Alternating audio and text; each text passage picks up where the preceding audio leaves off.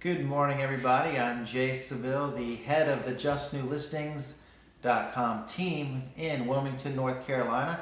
I happen to own JustNewListings.com Realty as well in Washington, D.C. and Northern Virginia. The subject this morning is landfall. We're going to look at quarter 3 of 2013 versus quarter 3 of 2012.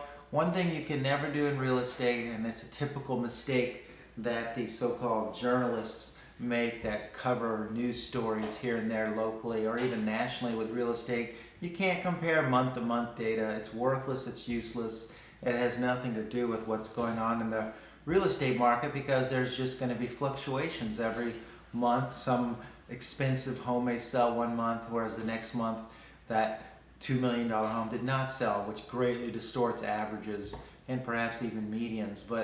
And you also have seasonal cycle. You have the cycles within real estate every year. Some months are just naturally higher than other months because of the cycle of real estate in that local market. So if you compare October to September, you're already going to have a big distortion in what the trends are going to be.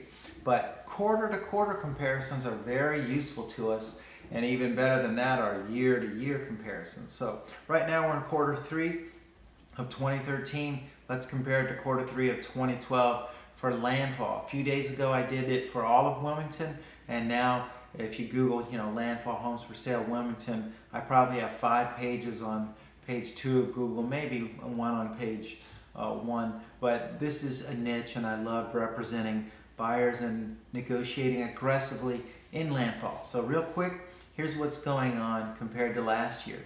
The number of landfall home sales is up 29% compared to a year ago. You shoot down here, this is the quarter-to-quarter comparison, July through September, and we have 28.6%. So it's a busy market. How does that relate to Wilmington? Well, in Wilmington, for single-family houses, the number of home sales was up 17%. So landfall is definitely keeping the trend. And generally, overwhelmingly, if a region is up, then you're going to find various niche markets within the region going along with the flow of the area as a whole. Now, sometimes the impacts of price increases or decreases will impact that niche market within the regional market at a different point. Like a decrease in prices may not hit landfall, for example, till 6 months later than it hits the rest of Wilmington, or vice versa. But generally, even the niche markets within a region are going to follow the same trend. So that's a good example for you. Next, we have the sold price compared to the list price. So in landfall, it stayed even right here. You have a 0%. 91% was the sold price compared to list price for the third quarter. Now in the rest of Wilmington, I believe it was 94%. So often with more expensive homes, you have more room for negotiation. It works out that way. The average days on market for landfall, how long does it take a home to sell? It was the same as the third quarter last year. So that's really great. Generally 210 days, 211 this year, last year was 208. So we're talking 30 times 6.5 months, 7 months is the average sale. So keep this in mind, those of you who are listing homes with any broker, including myself. Usually it takes a while to sell these landfall homes. They're expensive and they're high demand, that's for sure, but 6 months is very normal. If it's priced right, let's say instead of negotiating down to 91%, but it's only going to require maybe a 4% negotiation. So instead of listing at 600, it's listed at 569. Well, good chance it's only going to take 3 months to sell the house, and it's going to end up selling almost identically at its market value as it would have the other way. So it's hard to beat the market because you have educated buyer agents like me on the other end trying to get 1 to 3% below the market value. So you want to sell your home quicker, price it more closely to market value, and when you get to the right point, don't budge anymore, someone's going to buy your house. And that's how you have a quicker sale in landfall. Next, you have landfall inventory, it's down 10% compared to last year. So considering that the time to sell a house is the same, inventory is down, those are just really healthy signs of a stable market. And the one variable for market data that you all are dying to know, because most people looking at this video are very focused on landfall, as I connect all my landfall videos together on my YouTube channel called Landfall Homes. It's all one word. And that is home prices. Well, according to quarter-to-quarter data, home prices are up right here, 10.9%. So we'll call that 11%. And that brings into the question, really? I mean, that is a serious bump in home prices. And Landfall is just one community, so you have to be really careful about analyzing the numbers there. Because there's fewer sales compared to all of Wilmington combined. Because in the rest of Wilmington, home prices, if you remove that under $100,000 price bracket and look at the rest of Wilmington home prices were up 4%. Although in the niche, like 150,000 to 600,000, home prices were up 6%. And overwhelmingly, that's where at least 80% of the people are buying homes in that price range. So why is Landfall up so much higher? Is that accurate? So I thought I would pull up a map showing some of these listings. And what we want to do is we want to compare similar size homes on similar size lots with similar features. For example, if you have a home backing to the Pat Dye golf course versus a patio home, same size, same square footage, but it's crammed together with other houses, you have a huge difference because one is a premium lot and the other isn't. So we need apples to apples, and square feet alone doesn't necessarily give us that. And I have a good example here. This home here on Shoal Creek, it sold for $440,000 right here in July 2012. Yet you go down here, this home on Spinnaker Place in August 2013, very similar size lot, 0.18. Over here it was 0.20, but it sold for $575. And you're probably thinking, wow, that's a huge increase in price value. The market must be booming. Well, we have to see if it's apples to apples or not. And usually in real estate, if something isn't seeming right, it's not right. There's always a reason. So one rule for looking at comps and understanding listing prices and negotiating plans, when in doubt, whip out the map. Okay, so let's whip out the map for this property and let's see what the difference is. I do have the map. Here we go. All right, this is the Spinnaker property, and this one sold for let's give you a real quick picture of it though, so you have a frame of reference. Here it is. And perhaps I can get a bigger picture. There we go. So this property sold for $575 a few months ago, which is a lot more than $440 of a similar size home on a similar size lot last year. And the question is why? So real quick, here's Spinnaker on the map. Yeah, the Intercoastal Waterway here. We're going to zoom in a little bit.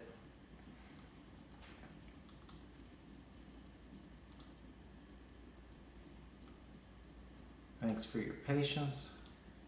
I just thought you'd like to see this in live mode so you can sort of get my realtor perspective on it. Maybe even a little bit more. Okay, here you go. It's the end of a cul-de-sac. That's worth some value right there. Thousands of dollars of value, in fact, back into the water. Next, let's go, and you can sort of see the spacing of the homes here. A little bit of space between all the homes, pretty nice. Then we're going to go over to the other property, which only sold for $440, and try and understand it.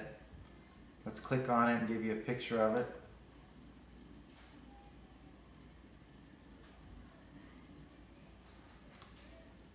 Here we go. And this is the same size home, same size lot. Let's look at the map. When in doubt, whip out the map, zoom in. And I'm wondering, how did they do real estate before Google Maps? I mean, seriously, this makes things so much easier to assess. And here you have a really different layout. I mean, look at all these homes. They're like sardines in here. Bum, bum, bum, bum, bum, bum, bum, bum. You know, there are so many homes crammed together here. Even though it's the same size lot, it's a completely different situation. So that alone, and this little, I'll call it a token water view back into this little water, not an inlet, but a tiny little pond, man-made lake, is very different compared to the water view of Spinnaker, which sold a lot more. This is a much larger body of water here. So my point being there is, these are not an apples to apple comparison, so it doesn't really tell us anything.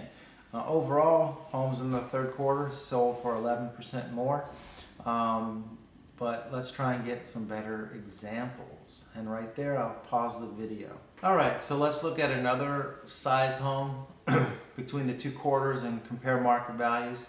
Here in September 2012, this home on a 0.27 acre lot with, 3,400 square feet, sold for $490,000. Yet you look here, these other three sales that happened of 2013 at the same time period, 0.27, 0.25, 0.26, similar square footage, 3,200, 3,300, 3,400. These homes, instead of selling for $490, they sold for $520, $575, and $576. However, were they apples to apples? Were they similar size homes? They certainly seem like it on what I call on paper. What I really mean is on the computer screen. Just let's open this one real quick. This is the one that sold for $490. And remember, if prices bumped up 11%, well, you're talking $49,000. You're talking, $55,000. So that would make this home this year worth $540,000, which is very close to the ones we just saw. Only some of those were actually closing for $575. So this home was built in 2005, and on the map, you think, oh my gosh, look at all that green. Let me enlarge the map. This must be back into the golf course, but when you click on the bird's eye view, no, it's not. It's an interior, non-premium lot backing to another house right there. So we want to see if the other houses are also interior. And again, that sold for $490. The next house sold for $520. Similar size. Let's check out our map and see what it's like. Also surrounded by green, but what is it really surrounded by? A token pond, no big golf course views, definitely not backing to the golf course. So this is very similar, and it sold for 30 grand more, which is almost a perfect 10%. Built just 1 year earlier, so there's a few $1,000s of money there. It's a perfect comp. So yes, prices did bump 10% in Landfall. Very well. These other two, why did they sell for more though? There's always a reason. You look here, the first line, newly renovated in 2013. So inside, this house was completely updated, well, substantially updated, more so than the other houses. Okay, new paint job, probably got the floor shine, new kitchen, new bathrooms. Yeah, look at this picture here. This gives you a really good idea. No doubt the other house did not have a fancy schmancy bathtub and a brand new bathroom. So that sold for $575. So that extra renovating, it grabbed another $35,000 of value. And you look at the bird's eye view, it also is an interior lot. Now the question is, did that renovating, how much did it cost? Because maybe they didn't break even on it. Maybe they actually lost some money. But no doubt it helped their house get sold faster. And then this last listing that sold for $575, It was a brand new home, 2013. So it's not even a comp, it doesn't relate at all. So there you have it. Home prices really did bump 10% for similar properties to similar properties in Landfall in 2013. Hope you find this informative. If you need a buyer agent in Landfall, I'm the best one there is, and I'm very passionate about protecting you and making sure you do not overpay for your real estate, or if there's a competing offer, helping you sort of wiggle and outmaneuver the competing offer so that you get the home that you just spent 4 months looking for, and that way you don't have to wait another 3 months to find a home. All right, Jay Seville with the JustNewListings.com team, over and out.